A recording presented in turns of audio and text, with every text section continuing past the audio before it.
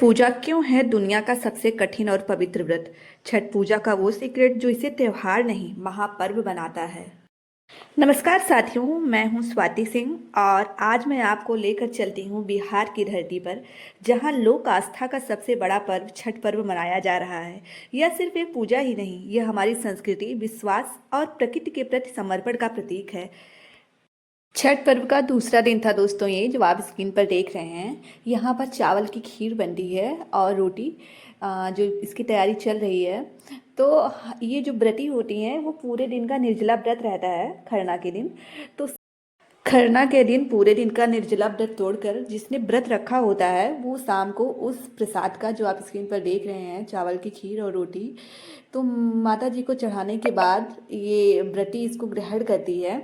जैसा कि आप स्क्रीन पर देख रहे हैं, ये भगवान को भोग लगाने की तैयारी हो रही है। रोटी के ऊपर खीर रखा जाता है और बनाना रखा जाता है, केला। हम लोगों ने प्रसाद ग्रहण किया। इसके बाद नेक्स्ट डे, थर्ड डे आप देख रहे हैं छठ पूजा का। थर्ड डे के दिन हम लोग सुबह ही नहा धो के तैयार हो गए थे दोस्तों। तो उस दिन बनेगा ठेकुआ, जो आप लोग बहुत ही प्रसिद्ध है बिहार में ठेकुआ के नाम से। और ठेकुआ तो अवश्य बनता है छठ पूजा में। पता है दोस्तों, जब वो आटे को गूंथ कर उस पे एक विशेष प्रकार का डिजाइन होता है, लकड़ी का बना होता है, उस पे हम छाप देते हैं, तो उसको ठेकुआ के नाम से जानते हैं। और फिर ये तैयारी भी हो रही थी वहाँ पे बनने की। और स्कूल में लगभग 10 दिन का हॉलीडे था, छुट्टी थी। तो हम लोग घर नहीं जा पाए थे अयोध्या दीपावली में। उसकी भी एक लंबी कहानी है, उसको मैं किसी और वीडियो में बताऊंगी आपको। तो जिनके घर में हम रहते हैं, भैया भाभी हैं, उन्होंने अपने गांव में, मतलब उनका जो गांव का घर है वहाँ पे, जहाँ पे छठ पूजा मनाई जाती है, वहाँ पे उन लोगों ने हमें इनवाइट किया था। दीपावली में हम लोग जा नहीं पाए थे घर यूपी। हम लोगों को इसका दुख था, लेकिन छठ पर्व जो हम लोगों ने सम्मिलित होकर इसको सेलिब्रेट किया है, सारा दुख खत्म हो गया दोस्तों। और इस पर्व के साक्षी हम बने हैं और बहुत ही विस्तृत पर्व होता है। ये है दोस्तों 27 तारीख की सुबह, जिसमें ये देखिए सारे त्योहार, मतलब जो सारे चीज़ें होती हैं उनको एक जगह पे रख कर, चावल जो होता है उसको भिगो कर, उसको पीस कर, उसका छाप हर एक चीज़ पे दिया जाता है। जितनी भी चीज़ें आप यहाँ पे देख रहे हैं, इसको दौरा बोलते हैं आई थिंक। तो जितनी चीज़ें छठी मैया को चढ़ाई जाएंगी शाम को, जब संध्या काल का अर्घ्य देना होगा सूर्यदेव को, तो एक एक चीज़ पर छाप दिया जाएगा। चाहे वो फल हो, चाहे वो कोई घड़ा हो, चाहे वो दौरा हो, चाहे चाहे जो भी चीज़ हो, एक एक चीज़ पे उसको छाप दिया जाता है। राजा प्रियव्रत और रानी मालिनी की कथा, जो छठी मैया की उत्पत्ति से जुड़ी हुई है दोस्तों, वो कथा मैं आपको बता देती हूँ। प्राचीन काल में राजा प्रियव्रत और उनकी पत्नी रानी मालिनी संतानहीन के कारण बहुत दुखी थे। संतान प्राप्ति के लिए उन्होंने महर्षि कश्यप के साथ एक यज्ञ कराया। यज्ञ के प्रसाद स्वरूप खीर रानी को खाने के लिए दी। खीर खाने के बाद रानी ने एक पुत्र को जन्म दिया, लेकिन वह मृत पैदा हुआ। पुत्र वियोग में राजा प्रियव्रत और अपने प्राण त्यागने के लिए शमशान घाट पर पहुंचे। तभी वहां देवलोक से एक देवी प्रकट हुई। राजा ने पूछा, आप कौन हैं देवी? देवी ने उत्तर दिया, मैं सृष्टि के मूल प्रकृति के छठे अंश से उत्पन्न हुई हूँ, इसलिए मेरा नाम षष्ठी देवी यानी छठी मैया है। मैं संसार के सभी बालकों की रक्षक हूँ और संतानहीन माता पिता को संतान का आशीर्वाद देती हूँ। देवी ने राजा को विधिवत छठ पूजा करने और दूसरों को भी इसको प्रेरित करने के लिए कहा। राजा ने देवी के अनुसार यह व्रत किया और परिणाम स्वरूप देवी की कृपा से राजा प्रियव्रत को जीवित और स्वस्थ पुत्र की प्राप्ति हुई। तभी से यह व्रत संतान की लंबी आयु के लिए और मनाया जाता है दोस्तों। ये आप देख रहे हैं जो दौरा होता है, वहाँ जो घर के मेल होते हैं, ये भैया हैं जो उसको लेकर वहाँ घाट पे जाते हैं। जितना भी सारा सामान होता है उसको घाट पर पहुंचा दिया गया था। और इसके बाद फिर हम लोग चले आए थे छत पर, क्योंकि घाट से आने के बाद छत पे माता की विधिवत पूजा होगी। इसके लिए तैयारियां शुरू हो गई थी। यहाँ पे चावल, जैसा कि स्क्रीन पर आप देख रहे होंगे कि भाभी जो है वो उसकी तैयारी कर रही हैं। और ये है चावल जिसको पीसा गया था, जो मैंने आपको शुरू में ही बताया था। और ये छत से ही उस घाट का वो है, वीडियो है जो आप देख सकते हैं। लोगों ने अधिकतर तो अपने घर के सामने ही उसको ऐसे मिट्टी को खोद के बना लिया था। और यहाँ पे पता है दोस्तों, घाटों पे भी भीड़ बहुत ज़्यादा हो जाती है, इसलिए लोग इसको प्रेफर करते हैं कि अपने घर के सामने विधिवत पूजा करने के लिए। और ये शाम का टाइम है जब मैं तैयार हो गई थी और मैं यहाँ पे घाट पे पहुँच गई हूँ। घाट पे पहुँचने के बाद यहाँ पे देख सकते हैं जो लोग, जो माता जी व्रत थी वो नहा रही हैं। माता जी थी और उनकी पुत्री थी। तो वो दोनों लोग व्रत करने के लिए शुरू कर दिए। आप देख सकते हैं एक एक चीज़ जो वहाँ घर पे दिख रही थी आपको, यहाँ पे पहुँच चुकी है उसको।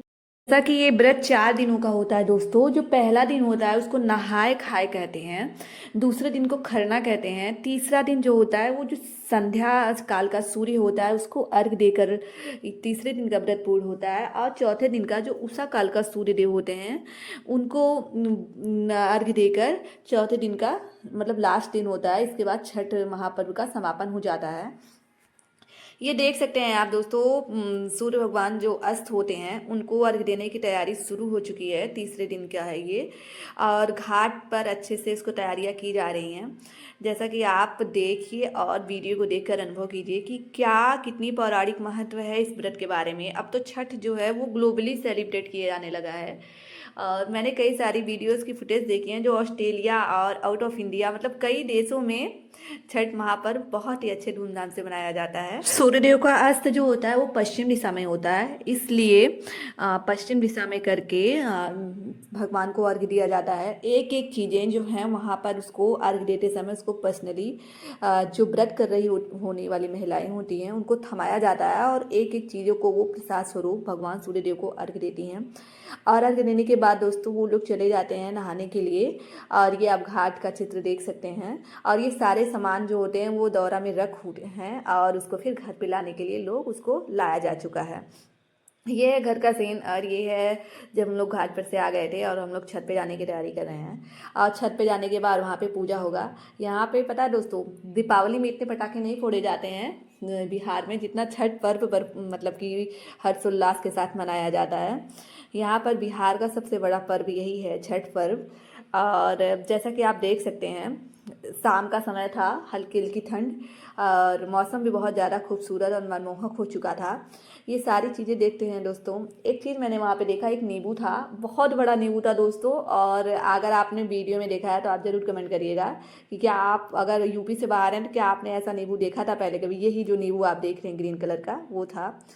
और फिर भाभी और सारे लोग जितने लोग थे सभी लोग व्रत की तैयारी करते हुए। पता है जो अस्ताचलगामी सूर्य होता है यानी जो शाम का सूर्य होता है, सूर्यदेव को अर्घ देने की यह परंपरा हमें क्या सिखाती है। यह परंपरा हमें यह सिखाती है कि जीवन में हर अंत के बाद एक नई शुरुआत होती है। यानी जीवन में अंधकार है तो उसके बाद सवेरा, उजाला और प्रकाश जरूर आएगा जीवन में। यह यहाँ पर चीज़ों को सजाने के बाद ईख जो होती है उसको हर एक घड़े के किनारे किनारे लगाना पड़ता है। और एक दिया जलता है जिसे बोलते हैं चौमुखी दिया, चारों तरफ से उसको जलाया जाता है। जैसा कि आप स्क्रीन पर देख रहे हैं दोस्तों, भाभी इसको जला रही हैं।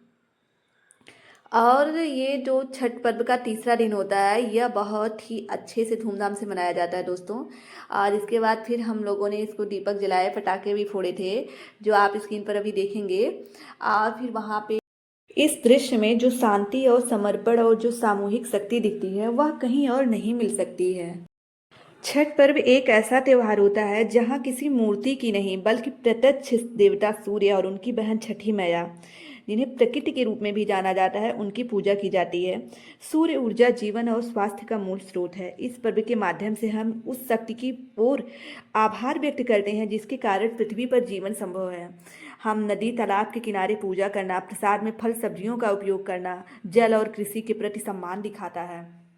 जैसा कि दोस्तों हमने तीसरे दिन का प्रसाद खाया और the fourth and last day of Chhath Puja साढ़े 3 बजे तक स्नान कर लिया था। और स्नान करने के बाद का वीडियो जो आप देख रहे हैं दोस्तों, और सूर्य उदय के समय ये जो सारे दौरा में जो सामान होते हैं जो आपने एक दिन पहले भी देखा था, थर्ड डे के दिन, चौथे दिन भी, और जैसा कि आप बाहर भी देख रहे हैं सारे लोग घाट की ओर अपने अपने सामान को लेकर, जो मेल मेंबर होते हैं घर के वो घाट पे पहुंचा देते हैं। और ये देखिए दोस्तों एकदम अंधेरा ही था तो घाट पे पूजा की विधि होती है उसकी तैयारी शुरू हो गई थी। सभी लोगों ने इसकी तैयारियां शुरू कर दी थी जोरों शोरों पर। दोस्तों पता है सूर्योदय से पहले ही घाट पर पहुंचकर उगते हुए सूर्य को जब अर्घ्य देते हैं सूर्य निकलने के बाद, इसके बाद छठ मैया को प्रणाम करके व्रत का पारण करते हैं। पारण मीन्स होता है दोस्तों व्रत को खोलना। और पारण करके प्रसाद वितरण करते हैं। जितने भी लोग वहाँ पे रहते हैं उन सबको प्रसाद बांटा जाता है। जैसा कि दोस्तों पता है उस दिन ना थोड़ा सा बादल था मौसम में, तो सूर्य टाइम था 5:56 पे निकलने का सूर्यदेव का। लेकिन पता दोस्तों 6 बज गया, 6:15, 6:30, सूर्यदेव निकलने का नाम ही नहीं ले रहे थे। जैसे वह जो व्रत करती है ना, उनके धैर्य की परीक्षा ले रहे हों कि आज आज मैं थोड़ा लेट ही निकलेंगे सूर्यदेव। तो ऐसा देखने में लग रहा था दोस्तों। और पता है जो माता जी थी, सूर्यदेव को प्रत्यक्ष देवता माना जाता है, जिनकी आराधना से स्वास्थ्य और सकारात्मक ऊर्जा मिलती है।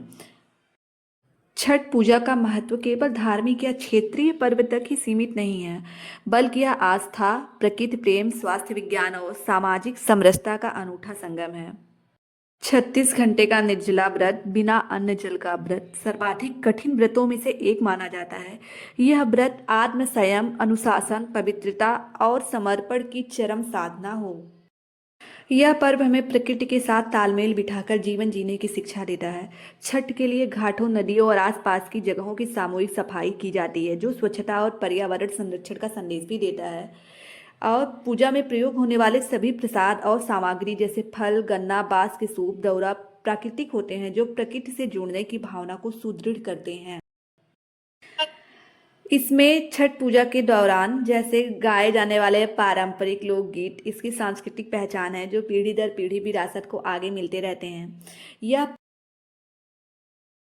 सूर्यदेव का उदय हो चुका है, जैसा आप देख सकते हैं। सूर्यदेव को अर्घ्य देने के बाद वहाँ पे उपस्थित जितने भी लोग होते हैं, वह उदय होते सूर्य को अर्घ्य देने के लिए उसमें सम्मिलित होते हैं। और जैसा आप देख सकते हैं, जैसा कि छठ पूजा खत्म हो चुका है, आपने वीडियो में एक एक डिटेल के साथ आपने सारी चीज़ें देखी हैं। और अभी हम लोग यहाँ से निकलेंगे अपने घर के लिए, जहाँ पे हम लोगों ने रहते हैं, जहाँ हम लोग। और आप लोगों को एक एक चीज़ दिखाने में बहुत ही मेहनत लगी है दोस्तों। कृपया आप इस वीडियो को लाइक, शेयर और सब्सक्राइब तो अवश्य कर दीजिएगा। और दोस्तों मिलते हैं नेक्स्ट ब्लॉग में, और आप लोगों का प्यार और सपोर्ट ऐसे बनाए रखिए।